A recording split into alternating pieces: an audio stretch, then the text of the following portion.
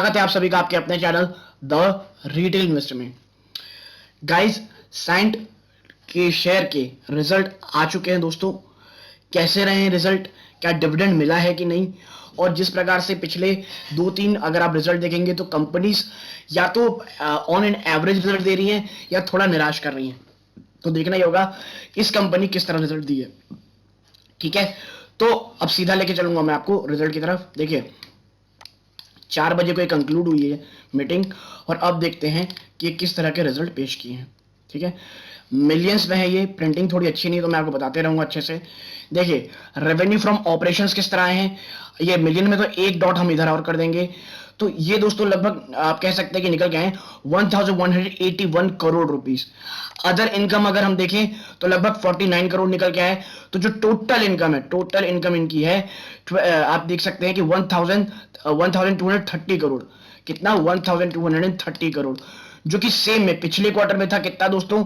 1255 करोड़। ठीक है, 1205 करोड़, 1205 करोड़।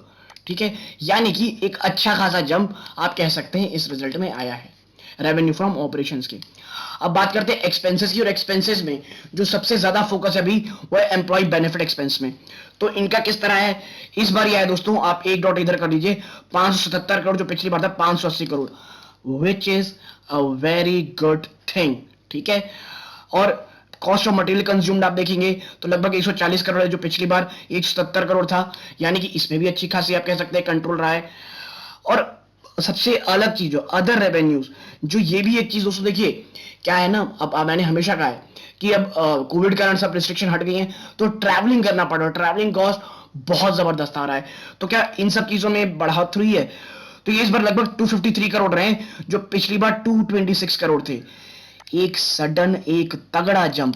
लेकिन इतना नहीं है दोस्तों, टोटल एक्सपेंस अगर आप देखेंगे तो ये लगभग निकल के आएगा, अगर मैं इसे एक कर और कर दूं, लगभग आप कह सकते हैं कि हाँ भाई, इसने जो एक्सपेंसेस निकाले 1022 करोड़ है, जो पिछली बार कह सकते हैं 1030 करोड़ था, यानी कि कम कम हुआ है। तो टोटल टोटल एक्सपेंस, अगर टोटल टैक्स एक्सपेंस भी अगर हम देखेंगे तो इस बार 54 करोड़ रहा है, जो पिछला 43 करोड़ था। तो इन तमाम चीजों को नेट प्रॉफिट में अगर हम देखेंगे फॉर द पीरियड, ठीक है, अगर नेट प्रॉफिट हम देखेंगे तो आप पाएंगे 154 करोड़ आया है। कितना?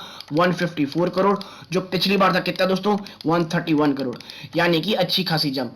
और मैं ये कह सकता हूं कि हाँ, रिजल्ट वाकई में दोस्तों आप कह सकते हैं अच्छे रिजल्ट है ये। ठीक है, ईयर ऑन ईयर बेसिस पे भी बढ़ोतरी है, क्वार्टर ऑन क्वार्टर बेसिस पे भी बढ़ोतरी है। और अगर हम टोटल नेट प्रॉफिट देखेंगे अगर ईयर ऑन ईयर बेसिस पे, तो आप पाएंगे कि ये रहा इस बार का दोस्तों, ये कंसोलिडेटेड रिजल्ट है। और ईयर एंडेड में अगर आप देखेंगे तो आप पाएंगे कि इस कंपनी ने जो नेट प्रॉफिट दिया है, ये दिया है 111 करोड़, जो पिछली बार 73 करोड़ था, यानी कि ईयर ऑन ईयर बेसिस पे तगड़ी जंप है, यानी रिजल्ट वाकई में बहुत अच्छा है दोस्तों।